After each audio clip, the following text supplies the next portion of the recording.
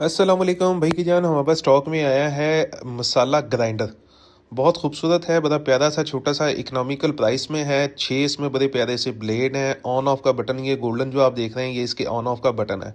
एक इसमें छोटा सा एरर या छोटा सा एक नुक्स कह सकते हैं, क्योंकि नुक्स बता के हम चीज़ बेचते हैं। इसका जो टॉप का लिड है, इसके ऊपर हल्के से शॉपिंग बैग के वजह से स्क्रैच हैं, जो कि हम आपको बिफोर टाइम बता रहे हैं और इसकी डिस्क्रिप्शन में भी हमने मेंशन कर दिया। खुदा ना खास्ता आपको शौक ना लगे कि ये हमने को ख़राब चीज़ भेजी है।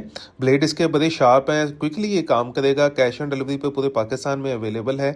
हमारे आउटलेट पर भी आकर तशरीफ़ ला के बाय कर सकते हैं। स्टॉक ज़्यादा नहीं है इनका।